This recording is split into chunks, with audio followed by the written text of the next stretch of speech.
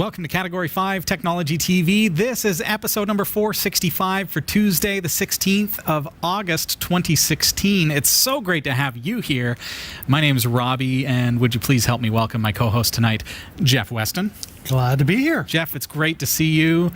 Nice to see you at home. And tonight we're on a new streaming server, so those watching live are rejoicing because we have fluidity in our movement. How fantastic is that? And it's good timing too, Jeff, because we've got an exciting show ahead.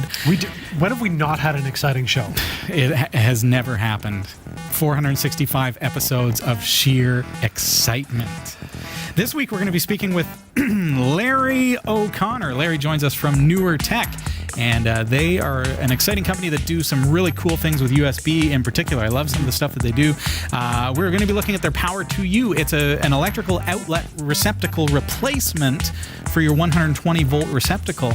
And it adds two 2.4 amp USB charge ports. Which is awesome. You don't have to go looking for your chargers anymore, folks. You want to stick around. We're going to be talking all about their brand new one. You remember it from years ago, back on season 7. We looked at their original release. This week, we're going to be talking about their new release. Also, we're going to be looking at restoring our backups from LVM. Right. That's the rdiff-backup. We're going to be checking out how we can go back in time, how we can restore those files that have been running over the past couple of weeks. Yeah, because it's been a few weeks since we've looked at it. It has. Wow. It has. Time flies. Here we are. Awesome. So, should we find out what's happening in the newsroom? I would love that. Okay, fine. He asks me like I'm going to say no. Nope. We're just going to move on, Jeff. One of these days, I'm sure you'll be like, yeah, no. Nope, no news today. And I'll be like, straight into the intro. Do that on a day when Sasha's here. Be like, sorry, Sasha, no news. No news. Just like that. While she's in the newsroom. Right. What do you got for me, Jeff? All right, here's what's coming up in the Category5 TV newsroom. Tesla accidentally removed autopilot from their Chinese website, and the timing coincided with a crash in Beijing. A mysterious new operating system has popped up from Google, and it's not based on Android or Linux. Sage services in the UK have been compromised, and a lot of customer data has been leaked. Go figure, more leaks.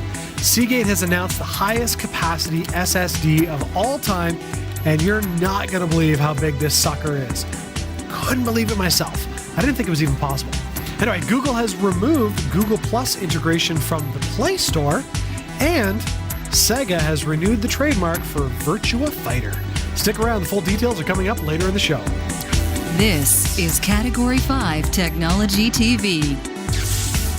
This is Category 5 Technology TV. Welcome to the show. My name is Robbie Ferguson.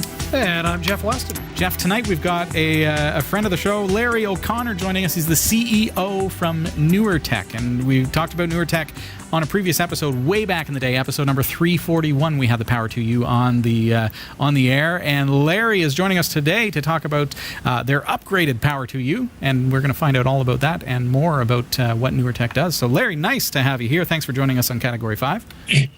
Great to be back, man. Thanks for having me. I appreciate it. Larry, you've been up to a lot of good. Power2u, as I said, we had it on season 7, episode number 341, going way back. Here we are in episode 465. We were looking at the original Power2u way back then, and it got a favorable review. We loved the device, and then, lo and behold, you've brought out a new version, and we'd love to hear more about the differences between these two devices. So let's talk about Power2u. It's you're the guy to talk about it. I mean, I can get into it, but tell us a little bit about what this device is.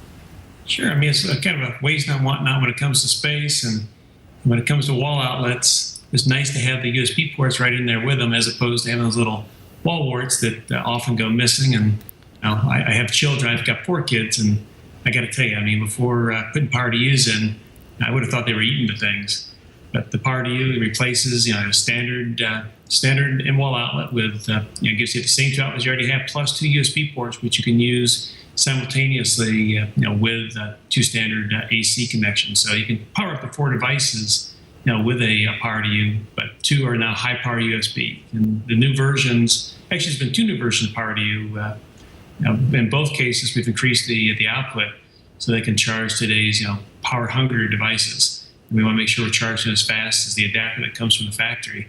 And the Power2u is now up to 2.4 amps for its output. So you get the same charging time. It'll take as much power as the devices can take. from the current Power2u. And the newest version was actually kind of shrunk down a little bit so it'll fit in the smaller outlet boxes. One of the challenges with the first Power2u required a 15 cubic inch box, which is standard in a lot of homes, but if you don't have that standard, it's too big. And the newest version only takes up a standard 14 cubic inch box, which is a universally standard size. So we open the door to a lot more folks being able to install it without having to go in there and change their boxes. Very good. Now, for those of you who are not familiar with the Power2u, if you haven't caught the original review of the original device, basically what this does is it replaces your receptacle. So without a whole lot of electrical knowledge, you can replace this in your home, and it's a great device. Let's get into the new version here so we can kind of compare. And what it does is it gives you not just the power receptacle, but also the USB ports so that you can charge your devices without having to have those charger devices, those transformers all plugged into, my outlets at the house always have those things plugged in. So you've got USB ports built into your power outlet. First thing I notice here is that you've got the wires built right into there. I guess that's part of keeping things smaller, I suppose, eh? Smaller and simpler. We listen to customer feedback. The different, I won't call them pain points, but different areas where we can make it easier on folks. And that was something that fell in that category. Cool. So who can install this? Do I need to call an electrician for this, or I know the answer to this, but that's the question at home. Is it safe for Joe Blow user to put this in? As long as you can flip off a fuse box, disable power to a different part of your house, we want to do an installation. This is something you can do at home. It comes with instructions in the box, which in fairness are hard to read and really are there for safety reasons. But we have online videos to show you the step-by-step so that you really can do this at home. It's made to be.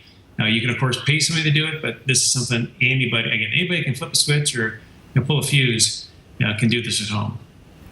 Very easy installation. Very cool.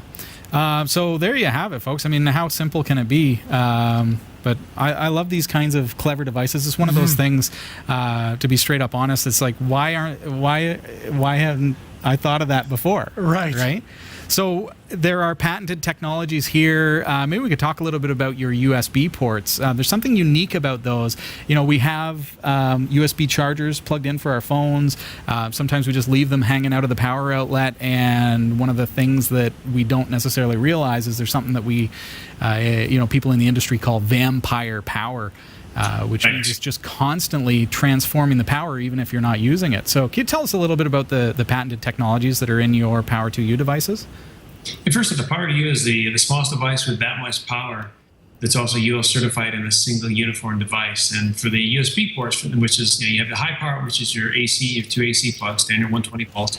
And then the two USB, which are typically low power, they're 5 volt and up to 2.4 amps. Those actually, there's switches inside, so unless you have something connected in there, they're not drawing power. When you plug a block into the wall, any transformer into the wall, that's immediately drawing power, even without a device plugged into it. That vampire draw you're talking about. The Power2u's incorporate technology to prevent them from using power when there's nothing connected. So if you're not charging, it's not drawing power. We've always focused on conservation, just smart technologies when it comes to how we use power.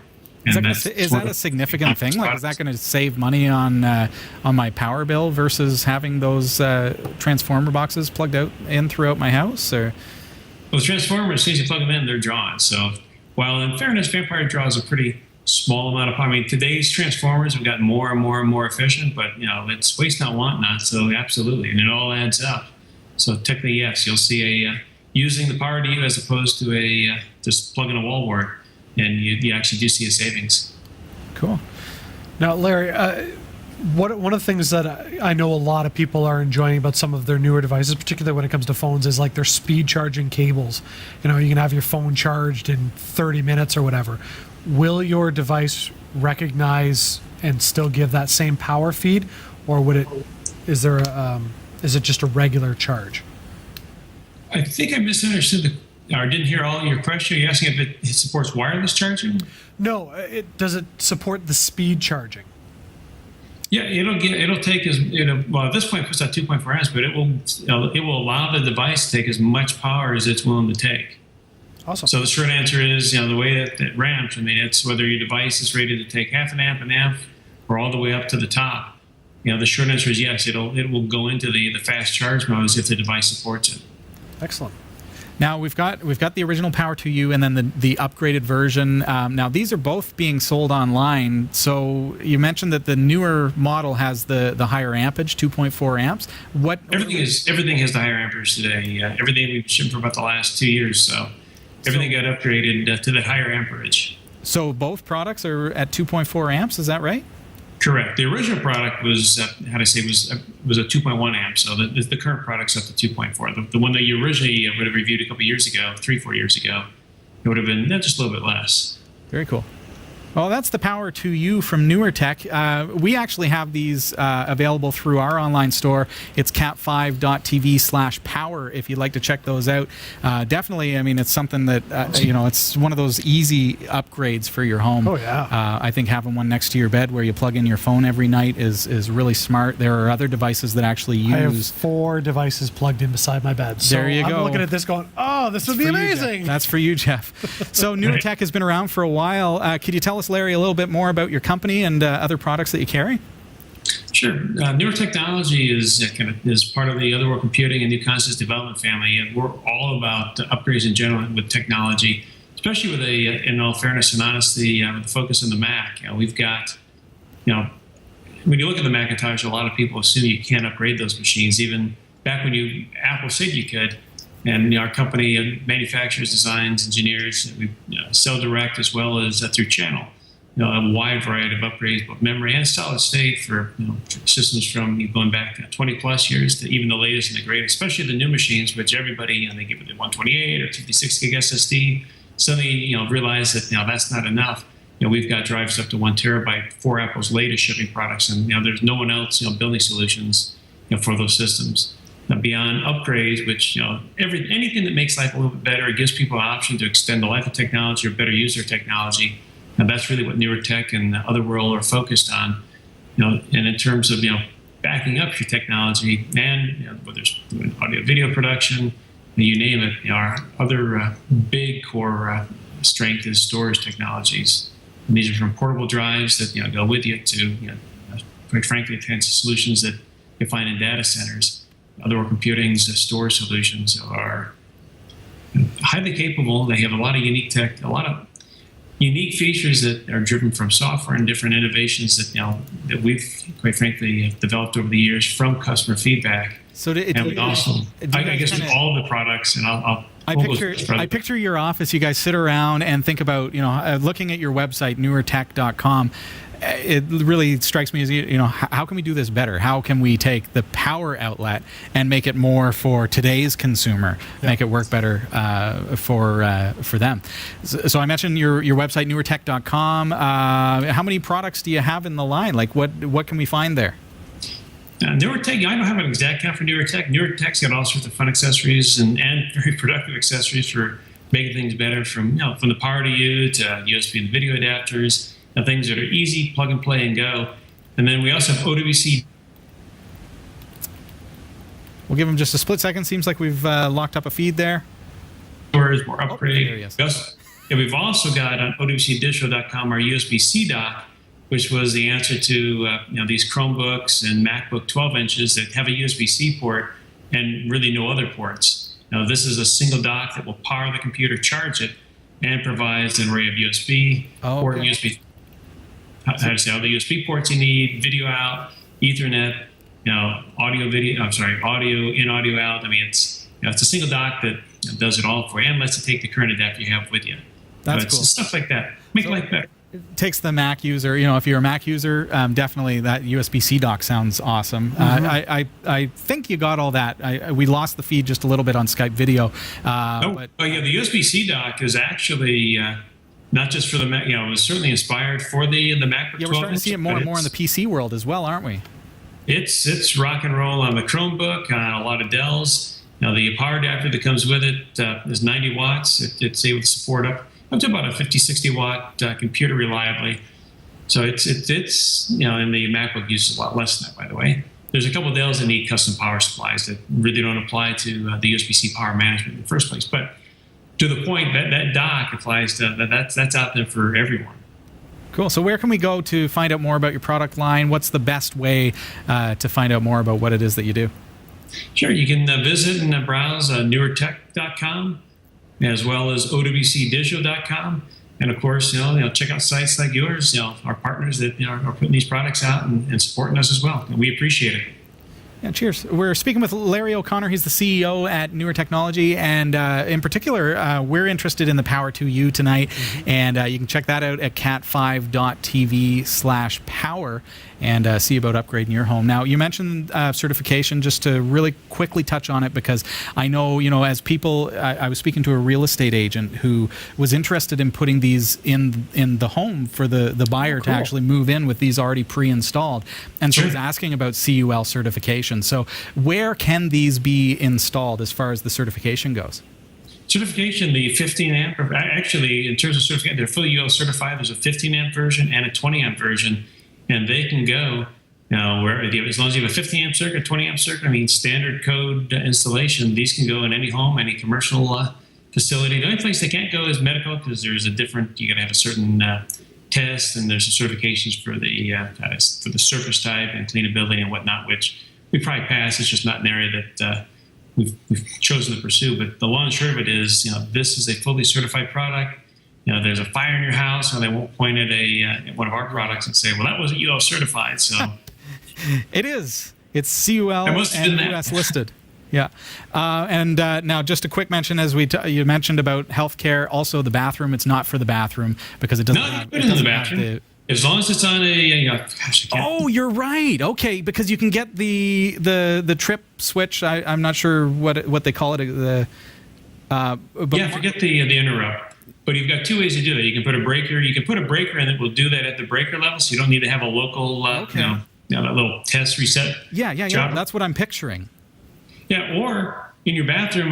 Those will typically. It's one of those that will do an entire room. So you can't replace a switch that has that ground fault. It's a ground fault protection outlet. Okay, yeah. You don't want to replace a ground fault protection outlet, but you can replace other outlets in your bathroom or your kitchen, and it's fully compatible with both the ground fault outlet that's installed in the chain, or with the actual breaker that supports that, right in your breaker box. Smart. Okay.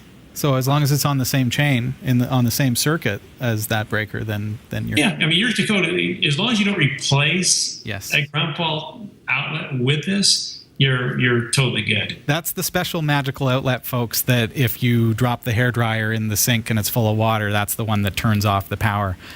That's the one you don't want to replace, but every other one in your house is safe to do. So, well, Larry, it's a pleasure having you on the show. Thanks for talking to us about Power2u. Anything else that we need to know about this device, or do we have any questions in the chat room if anyone wants to get those in really, really quickly? It's so simple to install. I love that, and it gives us that additional functionality of the USB. What about surges on my, let's say a power surge comes into my house. This is the final thought that I have coming to mind. What if my house gets a surge? Sure. I don't have a surge protector going between the power outlet and my device. It's not going to protect your 120 volt devices. You should have a surge suppressor just like any time else for normal electronics. But it does protect your devices, connected to the USB. Fantastic. So you're covered there. And to me, the best thing about it, going back in time, you got those little blocks, especially if you have kids, I'm telling you, they never stay where they're supposed to stay. Huh. You put this in you put this in as, it's an outlet. Your charging ports are always where you need them. They're always going to be there. Love it. See, this is exciting. I'm about to build a bedroom in my basement. There you go. So I'm like, stock up. Hook us up with bulk discounts there, Larry. Yeah. we're about to buy 1,000 of these things. Rock and roll. We'll hook you up. We're set. Here to take care of you. Check it out, folks. It's cat5.tv/power if you want to just go ahead and pick one up. Or, of course, check out NewerTech.com for their full product lineup. Larry, thanks for coming on the show. Hey, thanks for having me. I appreciate it. Anytime. Take care. All right. Likewise. This is Category5 Technology TV. Welcome to the show. We've got to take a really quick break here, Jeff. And when we're back, we're going to jump into the news. So excellent. Stick around. Now here's another great way you can support the shows you love from the Category5.tv network by shopping at GearBest. That's right, Jeff. Cat5.tv/GearBest. It's an online store for the geek streak in you. Or the loved ones. Well, of course. I mean, especially your loved ones, right? Because Cat5.tv/GearBest, quite frankly, has all of the greatest tech gifts that you could ever hope for at rock-bottom prices. Do they have cell phones? You betcha. Cat5.tv/GearBest has a wide assortment of unlocked Android cell phones and tablets. What about consumer electronics? Those make a great gift. Absolutely. From high-tech watches to action cameras, headphones, even virtual reality headsets. Cat5.tv/GearBest has you covered. They literally have it all, Jeff. Literally. Really? It's like a superstore right from the comfort of your own chair at your computer through the interweb. Yeah. There's no way they have it all. It's true. It's just a bunch of random electronics. Test me. What about clothes? Yep. Both men and women, fashionable apparel at rock-bottom super-duper prices. Kind of like this? Well, look at this coat. What do you think? It's a slimming mock leather jacket. I love it. It's available for less than $30 plus free shipping at cat5.tv/GearBest. Yeah, all right. You kind of got me there. Wow. Any other questions for me, Jeff? Now that the winter has passed, flying season. Do they have any good deals on, say, drone copters? Oh my goodness! Well, check this out. Dude, they have everything. Check out over 500 various drones. And not only that, they're available marked down by about 30 to up to 63% off the regular price. Love it. What's the website again? Well, you're going to find GearBest on our partners pages for any of your favorite Category 5 TV shows like New Every Day, Category5 Technology TV, The Pixel Shadow. But of course, if you want to shop absolutely right now and you want to go straight to the site, all you have to do is visit cat5.tv/GearBest. See, that's easy. cat5.tv/GearBest. That's right. Happy shopping. I'm Jeff Weston, and here are the top stories from the Category5.tv newsroom. Tesla said Monday that the term autopilot was mistakenly removed from the electric car maker's website for China, but it has been restored. The company said that it did revise some language on the site to make it clearer to drivers that autopilot is a driver assist system and not a self-driving system. Tesla's been under pressure to stop using the term autopilot in the U.S. following the death of an Ohio tech company owner in a Florida crash involving the system. Last week, a driver in Beijing relying on autopilot mode sideswiped a car parked on the side of the road. Tesla says that drivers using autopilot must keep their hands on the wheel and be ready to take over, but that the driver's hands weren't actually detected on the steering wheel during the crash. Revisions to the language on websites have been underway for several weeks in order to address discrepancies across languages. According to Tesla, the timing had absolutely nothing to do with the current events or articles, and they have no plans to remove any references to autopilot from any website. You know,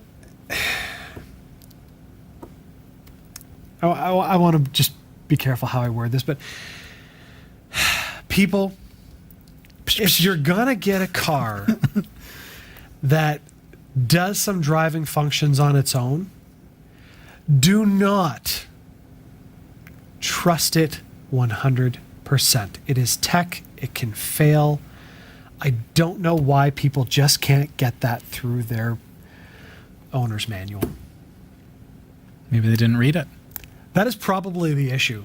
Although it looks like this guy maybe wasn't watching Harry Potter in Beijing. At least that's true. Honestly, though.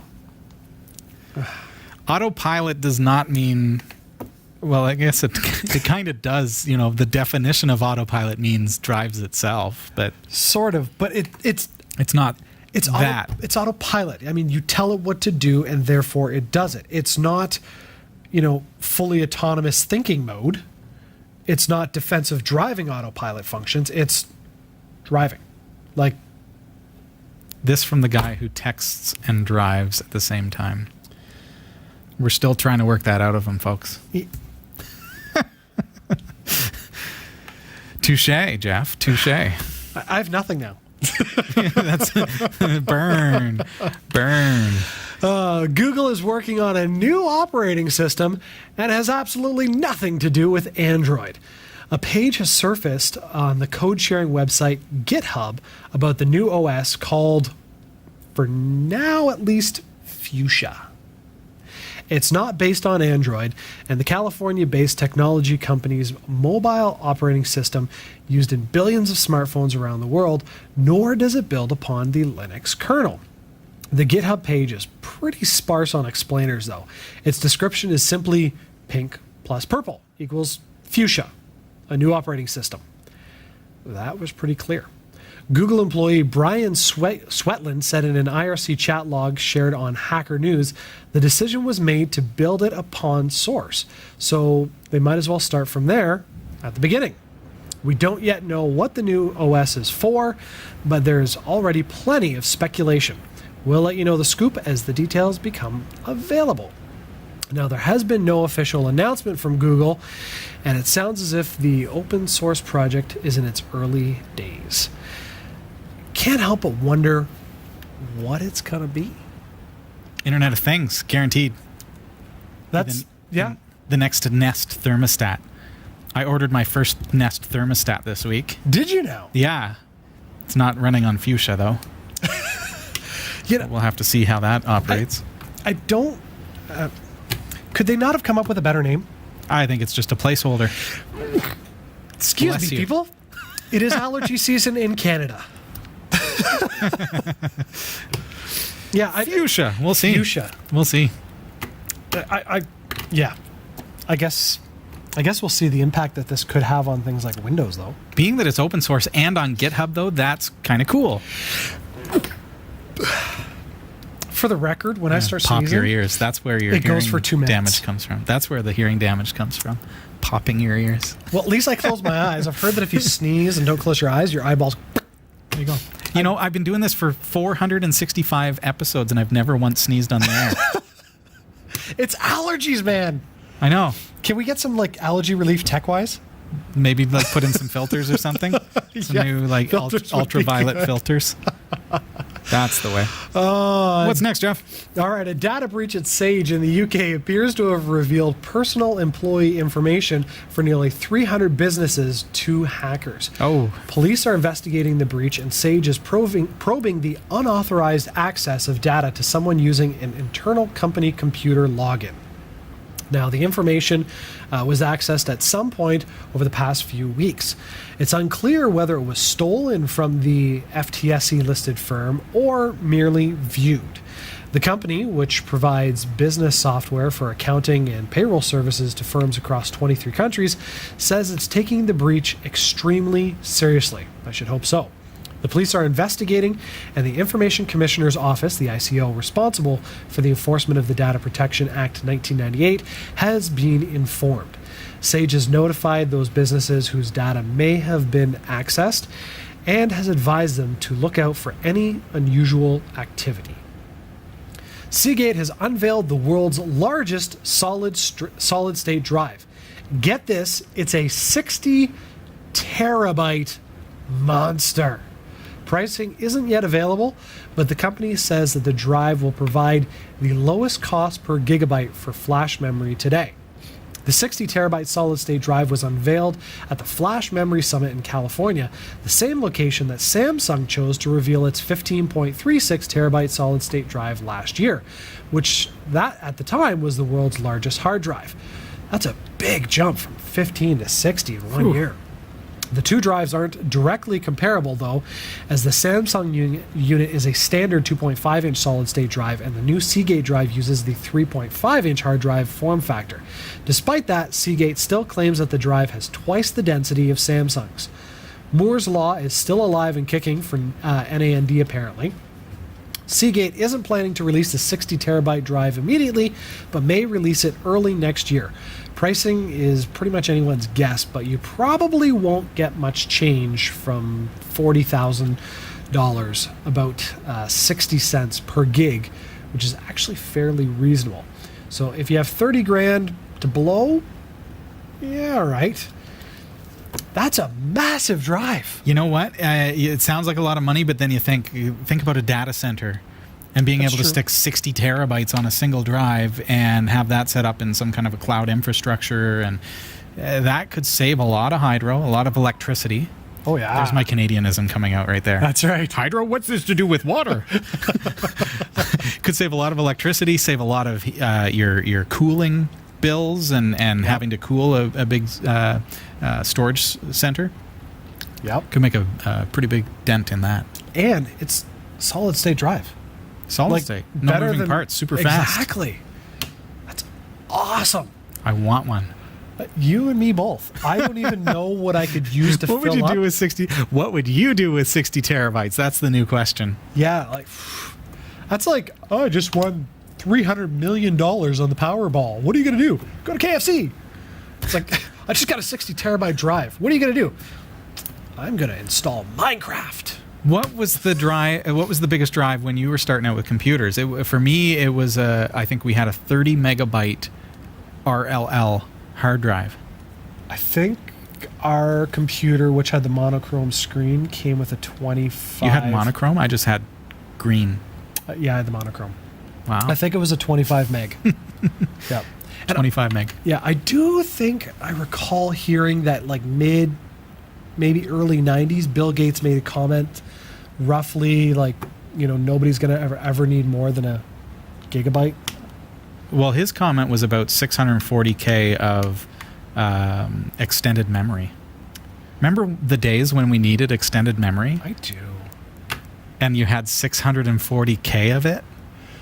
And that was the max? And we had to, and people were virtualizing their memory and figuring out ways to get a little bit more so we could get 800K. And it was really complicated.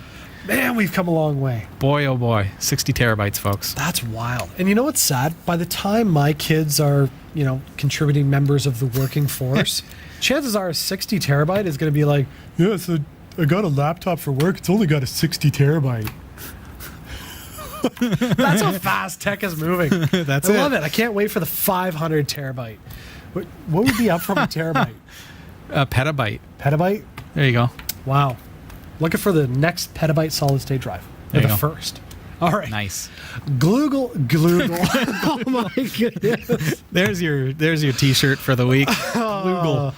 It's going to be one of those nights. Okay, Google's slow eradication of Google Plus is continuing as the company removes the social network's integration with the Play Store. Users can now post reviews without requiring a Google Plus account, and the +1 button has disappeared. Google confirmed the news in an email to TechCrunch that stated a G Plus profile is no longer needed to post a review. The rollout stated on Friday, so it should have reached most users by now. Now, Google began removing the requirement that people have a Google Plus account to use the company's products last year. One of the first services to be uncoupled was YouTube, which delinked Google Plus from its comments section so that those without a profile could leave messages. Now, when it launched in June of 2011, Google Plus looked like it could be a success after attracting 20 million users in just 3 weeks, but it never came close to matching the numbers of its rival, Facebook, and the network's popularity quickly started to wane. I never used Google Plus. Like, I had no use for it. Yeah. It just... So I'm not surprised. I never used it, so not surprised it failed. I'm the most important person in the world. There you go. There you go. That's all that matters. That's Jeff's reasoning right there. Yep. Now that Jeff Weston has said he never used Google Plus, you know that it's dead. It's true. Yeah. Yep. Yep. Oh boy. We're just full of t-shirts this week. It's true. Yeah. Oh, all right. This next story is awesome. Despite near universal praise and being recognized as the deepest, most technical fighting game series ever created, there hasn't been a new Virtua Fighter in roughly a decade. Possibly because such a great fighting game is expensive to develop and series don't sell as well as contemporaries, and Sega hasn't exactly been killing it since 2006. I don't even think I'd give it since 2006 is earlier than that. Sega has now renewed the trademark, according to Trademarkia, which doesn't necessarily mean a new game is coming, though, and the series will likely remain dormant. It does show that Sega has some interest in the franchise. You know, Jeff, I really get the sense a lot of companies are doing this. I was just waiting for that to go off my face.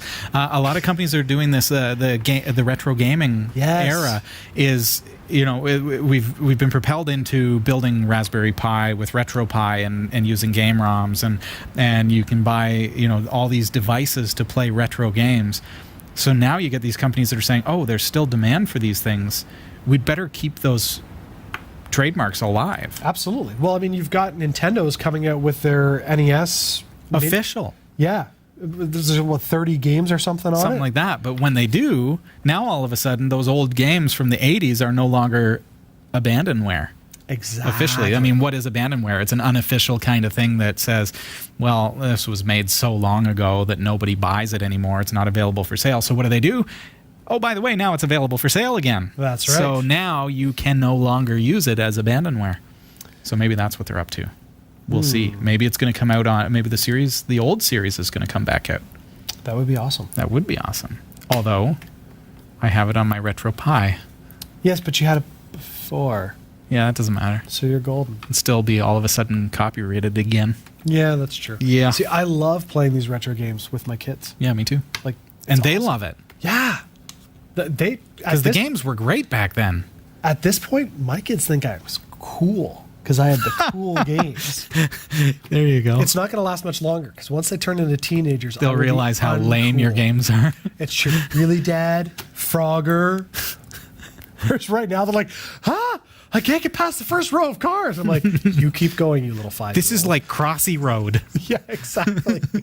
Minecraft is like the biggest game of this generation, and the graphics are what they were when we were kids. It's a regression. My wife just can't wrap her mind around it. Yeah. She's like, we have these really expensive computers with these upgraded graphics, and you've got Minecraft. For the record, We've got the Oculus Rift for virtual reality. And they're building it in Minecraft world. Yeah. And admittedly, very neat what they're doing with it. Sure. But still, yeah, it's goofy. Speaking of Minecraft, my son beat the Ender Dragon yesterday. Way to go. Not bad for 7-year-old. Wow. And here I thought I was awesome when I beat the Ender Dragon. You were awesome. I was. He's catching up. I've been bested by a 7-year-old. Yeah. All right. Big thanks this week to Roy W. Nash and our community viewers for submitting stories to us. If you found a news story that you'd like to send, email it to newsroom@category5.tv. For all your tech news with a slight Linux bias, visit the Category5.tv newsroom at newsroom.category5.tv. For the Category5.tv newsroom, I'm Jeff Weston. Jeff, we haven't had any rain for weeks in our region. It feels like it's been months. It feels like everything is dead. My raspberry bush is like drooped right over and nothing.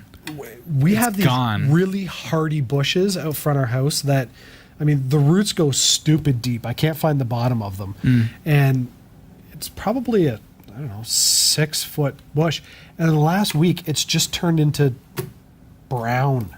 The whole thing is Hopefully dying. things will survive. So I booked a drone video shoot, which was scheduled for tomorrow. Ooh. And, we're going to get up in the air. It's been nothing but sunshine and 35, 40 degrees outside. And then it's an extreme rainfall warning. Yeah. It's like floods of epic proportions. Yeah. I mean, there are other areas of the world right now that have got it worse, but it's like, come on. I booked a drone shoot. Yeah. And I'm getting up in the air for a company, and I can't do it. Which is too I had to bad. postpone it. But it's good. So now when you do the drone shoot, you'll have green grass. That's what I said to them. I said, you know what? At least things are going to be living. It's true. Otherwise, we're filming a beautiful blue sky, but everything's brown. And here in Canada, you want it to look green and nice. My yard is starting to look like a desert. Yeah. Yeah. So, well, it did. Till it feels like it. Yeah. Don't walk in bare feet. It's like cactuses. Oh, I made that mistake. Whoops. At least we haven't had to mow the grass for 6 weeks. I haven't turned my mower on since mid-June. I know. It's been 2 months. It's crazy. And the grass is still this high. It hasn't moved. It's dead. Yeah. I planted new grass in my backyard and it didn't survive. Well, so that the seed's dead anyway. It just all died. Yeah. Yeah, it's dead. It's Wow. dead. But anyways, the rain is here. Which we need. The good news, if we can change topics a little bit, last week we talked about, would it be a good idea to set up a torrent server so that people could download old episodes of Category 5 TV? And the response was resoundingly, yeah, let's that would be awesome. We'd love that. So you can actually do it now. Yes. So here we are a week later. We now have an official Category 5 TV network torrent server. So you can download our shows via BitTorrent. All you have to do is head on over to torrent.category5.tv. Please, as you download those series, seed them for us. We would greatly appreciate that. The more seeds that we have, the faster and easier it is for other community members and viewers to be able to get their hands on old episodes. It's going to be interesting, too, because you're going to be able to catch some old episodes, like 2007, where, maybe you don't realize how far the show has come from my little basement with a webcam to here we are in Studio D with a green screen studio over here and audience seating and HD cameras all around us, drones everywhere. Yeah, so you can actually get that at torrent.category5.tv. Big thanks to Christopher Kevin Lee for helping us test it, getting those torrents going. Also, both Rob Shad and Pablo are our initial seeders. So those folks have downloaded the first 5 seasons of Category 5 Technology TV, the first season of New Every Day, and are seeding those for you. So when you go and start downloading them, you're going to probably be getting it from a couple of those friends of the show. Yep, they were talking about it tonight on the chat room. Hey, look at that. Don is seating. Thank you, Don. Also, you can, if you don't want to torrent, if you don't have the bandwidth, if you're paying for bandwidth, we thought, now that we've got all of these old episodes all accumulated and in one place, what more can we do? So we're actually offering right on that page at torrent.category5.tv. If you'd like, you can either send us a drive and a donation, and we will put all of those episodes on the drive and send it back to you. Or if you just want to send a donation, the values are there that show you how much, based on, it's calculated by how much file size it is and how many episodes and everything. So it's automatic. And we will send you a hard drive with all those episodes on it so that you don't have to download it. Wow. Then if you want to seed it or if you want to just watch it, then you've got it. So when we get to like season 20, would we be giving them away with, say, a 60 terabyte solid state drive? No. You might get a 500 gig drive. 20 seasons? You don't think? No. It's like 50 gigs a season, maybe 100. Oh. Yeah. So, but the older seasons are way less, like 10 gigs for season 1, because it was it was like 320p. That was before HD was invented, folks. That's crazy. Think about that. YouTube did not exist when we started this show. Whoa. Wow. Yeah. Wow. Was Facebook around? Yeah, they're Facebook. No, I think Facebook just had their 10th anniversary. So we're like, well, then maybe they were babies. Maybe I don't know. Facebook didn't actually exist until I opened my account. The moral of the story is Cat5 and Facebook were just that awesome. Well, we anyways. said, hey, let's do a show, and Zuckerberg was like, hey. I want to get into our LVM backup. Oh, yes. So we've got to take a really quick break. Jeff and I are going to talk to you about something that's coming up. So we'll be right back after this. Jeff, what are you doing with your happy goggles? I'm watching Cat5. What do you mean? Hello? Just looking around. Hey. Oh, yeah. Category 5 is in 360 video now. Well, not really, but season 10 is starting, and we've got a very special 2-hour special that is shot in 360 video. So get your happy goggles ready, folks. If you've got Google Cardboard or whatever you've got, make sure you get it ready. Or you can swipe on your phone, on your tablet. It's pretty cool. You're going to get a 360 view of the studio and be able to say hi to some of your favorite co-hosts of Times Gone By. Jeff's going to be here. I will be here. Sasha's going to be here. Yay! You're going to be here. So make sure you join us. That is happening on September 27th as we kick off Season 10 of Category 5 Technology TV. If you don't have Google Cardboard or any kind of virtual reality viewing device, it's okay. As I say, you can use your phone, your tablet, or even use your mouse on YouTube in order to control the camera. You're going to be able to actually control where you look as the show goes forth. You don't want to miss it. It's a 2-hour special for Season 10 as we kick it off on September 27th. In the meantime, we're going to be opening up Skype video for our viewers to call in and say hi. You're going to be able to talk to your favorite co-hosts. So make sure you get that pre-tested and plan to call in. Think about the things that you'd like to reminisce about as you've been watching Category 5 TV over the years. So it's happening again, September 27th. You want to be here as we kick off Season 10 in 360 video. Don't miss it. See you there. Welcome back. This is Category 5 Technology TV. Our website is www.category5.tv. We still like to leave the www because we're old school. It's true. It's true. You don't need it, but if you don't type it, I will automatically put it on there for you. You know what? It just feels wrong to do an address without the www. You would be surprised at how many novice computer users don't understand a website address, especially if it's not .com. So with category5.tv, well, where do I put that? In Google? So www.category5.tv is not only a tongue twister, but it also helps you to understand what I am talking about. Mm-hmm. Speaking of talking, I want to talk for the next couple of minutes about LVM backups. Technically, our feature tonight is not about LVM at all. However, it does coincide with our LVM series as we created an LVM backup that creates snapshots and uses rdiff-backup to create backups of that snapshot. So it does coincide with our LVM series. However, if you are using rdiff-backup separately of LVMs altogether, it's still applicable. Mm-hmm. Tonight we're going to learn how to restore our files from the backup. And not only that, not only going back to, oops, I accidentally deleted a file today and I want to go back to yesterday's backup, but what about going back to last week's backup? Or 3 days ago's backup? Or 6 months ago's backup? You can do that with rdiff-backup. Good times. So, recapping quickly, on episode number 455, we learned to create a logical volume management system, our LVM. On episode 456, so you want to tune into these if you haven't already, we learned to create that snapshot. That snapshot is what we're using to create our backup so that we can back things up on the fly without having to shut down our system or kill any tasks. Okay? Then on episode number 458, we learned to add another hard drive to our logical volume group. Mm-hmm. That's important. Then episode 461, quite the series. On 461, we learned how to use rdiff-backup in order to create a backup of that snapshot. You can find out more about rdiff at cat5.tv/rdiff.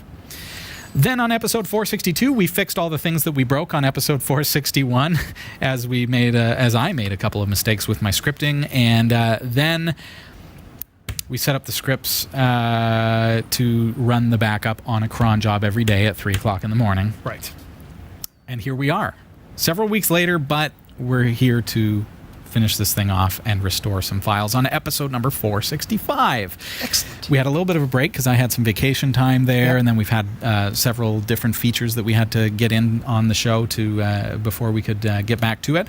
But here we are. Okay, so today we are going to learn how to restore our backup. So we've got our machine up here, Ubuntu Mate. Oh, let's get in there just a little, or out there. Okay, here we go. So you remember I created this file on the desktop.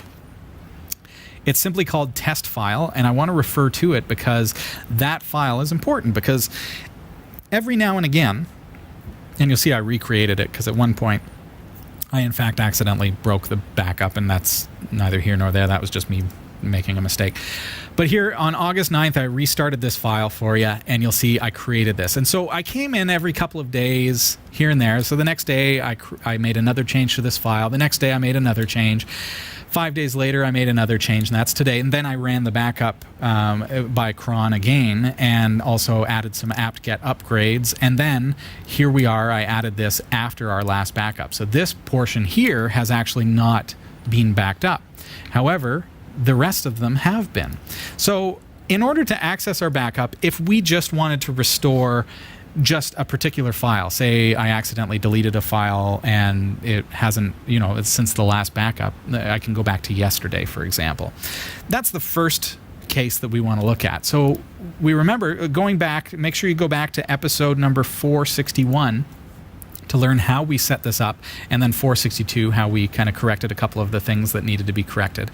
You remember that back in our file system, we created a place to store our backups in /mnt/backup. So this is now our backup set.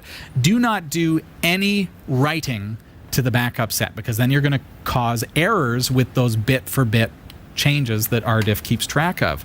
So make absolutely certain that you don't do any writing to this. But if I open my snapshot and then home, this is not the actual snapshot, remember this is a backup of the snapshot when it was active, and now there's my test file. So if you hit Control L, notice my location is not the actual desktop, but instead is /mnt/backup /mnt/snapshot /home/Robbie/desktop.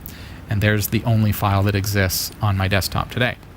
If I open that, you'll notice that that last line is not actually there. So here's my backup copy on the screen right now. I'm going to move that to the right-hand side and then reopen this copy so that you can compare. Oh, and it puts it in a different tab for me. There we go.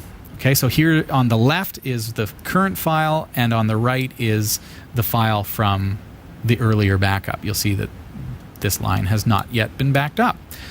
So if I wanted to, and this is a very, very simple use case because it's just a text file, but this could be absolutely anything, I could go back to my backup and copy that file or back up this folder, whatever I want to do, put it on a flash drive and take it off site. And then I've got a copy of this file. If I copy that and then paste it onto my desktop, it's of course going to overwrite the current file. So now I'm going to have a file that's older. So you see that my original file, the one that's on my desktop, is 292 bytes. However, the one that I have from my backup is only 227. Okay, so I'm going to cancel that. So that's a really quick way, you can copy the file directly from your backup. But let's look at, the key thing I think about rdiff-backup is not only the fact that it backs up by bit for bit, as we've discussed on previous episodes when we're looking at this, but also the ability to go back in time in such a way that you can choose dates of the file so that I can say, yeah, okay, well, yesterday's backup is not the copy of the file I want. 3 weeks ago, however, I had something in that file that I later deleted and forgot to put back or something. You can think of any number of cases. But right. So to be able to go back to a specific point in time very easily is fantastic, and that's what rdiff-backup can do. So we're going to jump into our terminal, and I am doing things through the terminal because I want you to learn, folks. And I know, I've got some comments about why do you nerds always use the terminal? Part of it is, and I mentioned this as a reply on YouTube to the comment that came in. Part of it, Jeff, is I want you to learn how to do these things in the terminal because I'm on Ubuntu Mate. You might be on Ubuntu. Right. You might be on Debian. You might be on Linux Mint. You might be on whatever, OpenSUSE Tumbleweed. If I teach you to do this in the terminal, you're going to understand the concepts of it and be able to do this on any system. Right. Okay. If I teach you how to do it with the GUI, you're going to say, "Oh, I don't have that in Ubuntu. Oh, I don't have that button in Tumbleweed." So we're going to learn the concepts, how everything works under the hood, so that you can do this across the board everywhere. And then if you want to use GUI tools and things like that, that's more power to you. That's fine. We're going to use the terminal today. Okay, I'm going to jump into my temp folder because that's where I'm going to work here tonight. But basically, there's a couple of different things that I want to do. So first of all, sudo rdiff-backup. We need to actually learn about our backup set. Okay, so we're going to type --list-increments and then the folder of our backup. So that is /mnt/backup /mnt, I believe again, /snapshot. I believe that is our full backup. So I've told it to list the increments. So now you can see there, I actually have incremental snapshots from as far back as August 9th, and then I have one on the 10th, and the 11th. Notice the timestamp on those, 3 o'clock in the morning, until my current mirror, which happened at 5 o'clock today because I reset the cron job to run at 5 so that I could get an updated copy. So I can actually restore any of the files from those snapshots to that specific date in time. And yet it doesn't use that much space on my hard drive, on my backup itself. So it's not copies of those files, even though I can go back to any point in time based on those snapshot dates. And we've only been running it since the 9th, but if you've been running this for 6 years, you're going to be able to go back to every day during that time. So now let's get a little more specific. Let's run that same thing, list increments, but let's actually do it on that actual desktop file. So that's that test file. So that one, I only have 3 increments because I didn't make changes to it every single day. So the reason that the whole backup has changes every single day is probably because of log files or little updates here and there and little things that have happened to the system that got backed up. So if I want to restore any one of those 3, so let's say I want to go back to August 9th, and I'm not going to overwrite my original file, the actual file on my desktop. Instead, I'm just saying I want to recover from the August 9th backup so that I can get back the data that was there, but not overwrite my existing backup, or my existing file, the actual master file, if you will. So what I'm going to do is I'm going to go sudo, because I'm on Ubuntu here, so I use superuser-do in order to become root on Debian. You're going to just use su. Sudo rdiff-backup, and then we want to actually restore a file. So there's a couple different ways that we're going to do this. We can restore to, if you have a longer backup, this has only been running since the 9th, but I could go 10D for 10 days, capital D, if I want to go back in time 10 days. We're going to be more specific because we actually know that there's an August 9th backup, and that's the one that we want. So I'm going to say 2016-08-09, so August 9th. And we're going to tell it which file. So that's /mnt backup mnt snapshot, and I'm hitting tab to autocomplete. Home, Robbie, desktop, and then the test file. And then where do you want to save it to? /temp, and we're going to call this, well, I can still call it test file if I want, or I'll just call it test. So in my command there, Jeff, I've said, okay, superuser-do rdiff-backup and restore from the date of 2016-08-09, the file from that location, test file, and we're going to save it to /tmp/test. So if I hit enter, now I should have a file here called test, and you see that it is dated August 9th. Now if I edit that file, what do you know? It is the backup from August 9th. That is what I typed on August 9th, and that's the only change that was to the file, and everything that happened before it is there, but there's that change. So it's as simple as that. If I wanted to, I could go to the 10th, because I see that there was also a change on the 10th, and there was a backup on the 10th, so I could change that date and overwrite my /tmp/test file. Already exists, specify-force. So I can do that if I want to overwrite. Now, if I look at that test file, which I've just recovered to the 10th, look at that. no change. I didn't actually make any changes that day, apparently. But let's grab it from the 16th. Or let's try, can you do the 11th? Test. Yep. It's different. Yeah, that's when I made some changes to the file. So I actually deleted the original. That's when I messed up the backup. So there you go. So you see how that works. And if I go right to today's backup before I actually added that final line.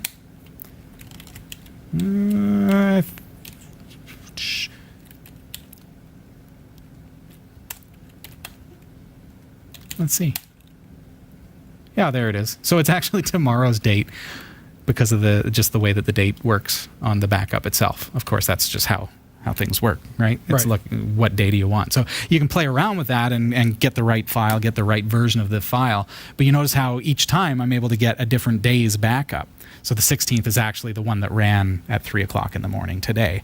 So by forcing the 17th, I'm saying tomorrow, but it's actually the one that ran a little bit later in the day. I ran 2 today, one at 3 and one at 5 p.m. Nice. So that's where that was a little bit different. So with your cron running once a day, you're not going to run into that, what I just had happen there. Right. You're going to only have one backup per day, and it's going to automatically restore from that particular backup.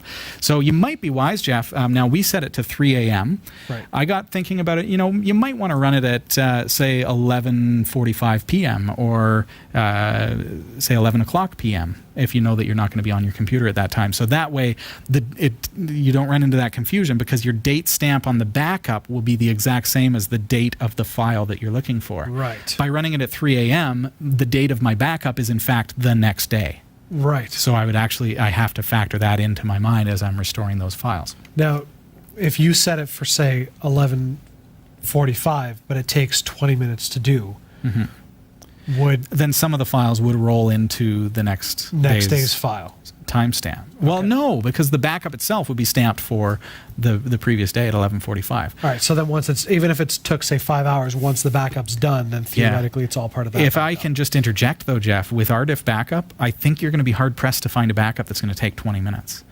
The first one will. Yeah. But I have networks where we were running like a normal backup where it was copying incremental and it took hours. Then we switched to rdiff-backup. The first one took hours, and then every day's backup takes 2 minutes. Right. Because sometimes takes 15 seconds. Not the files, but the bits. Right. So it could be a 300 gig file that somebody went in and made some changes to, and it only takes 3 seconds to back up, because it was only the things that they changed that gets changed in the backup set. Right. It's genius. Now, does this only work for things like text files? Or No. So the same deal with like a graphic? It can be binary. It can be anything.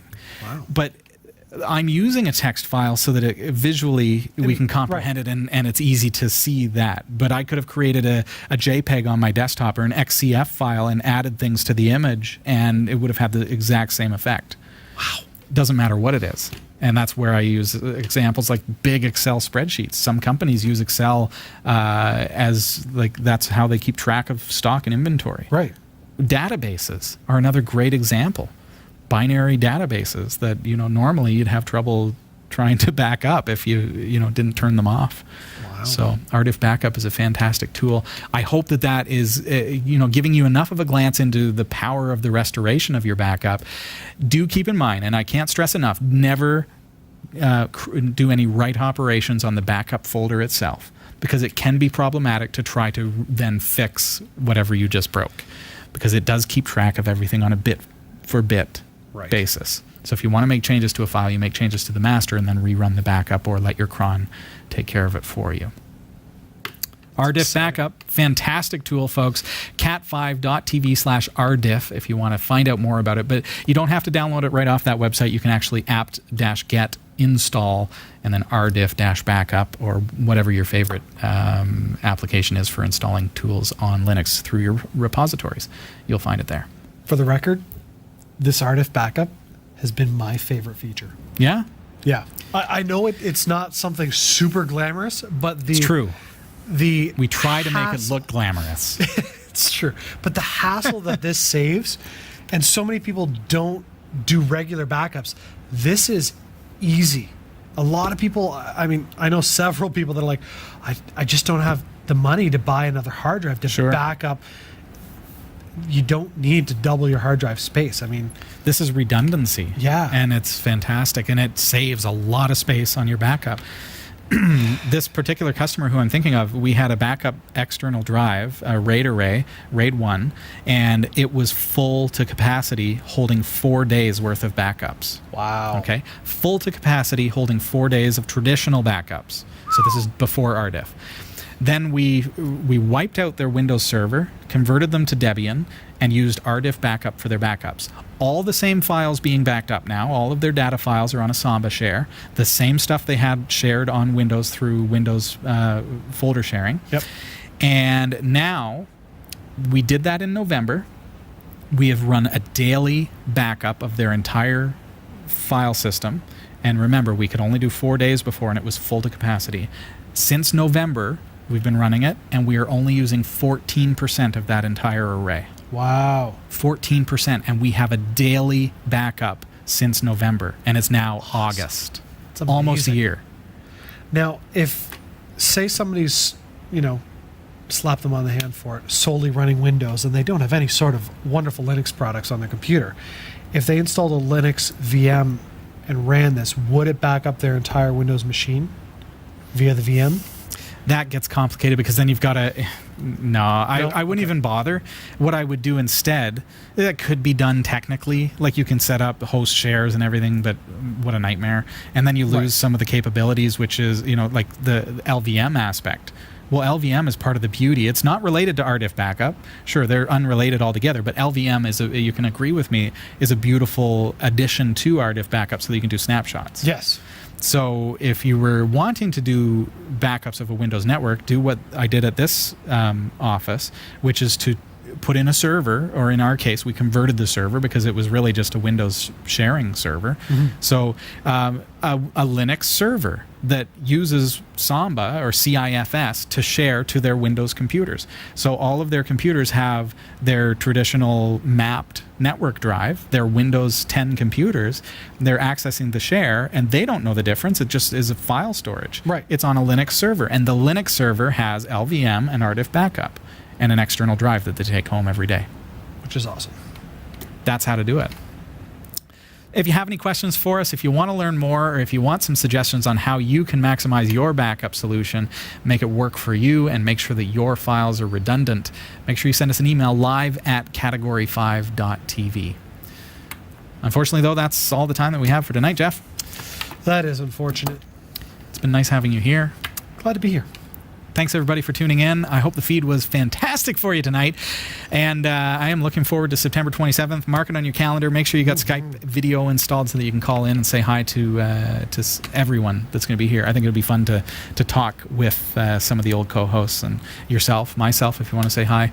Yeah. We'd love to chat with you. It's going to be kind of like a Google Hangout, but not. It's going to be in 360 video, and it's going to be awesome, interactive and fun. It's going to be pretty neat. Very cool. Yeah. I can't wait. Don't miss it. I can't believe we're coming up on season 10. I can't believe it either. That's wild. Nutty, folks. All right. That's it for tonight. Thanks. Have a good one. See ya.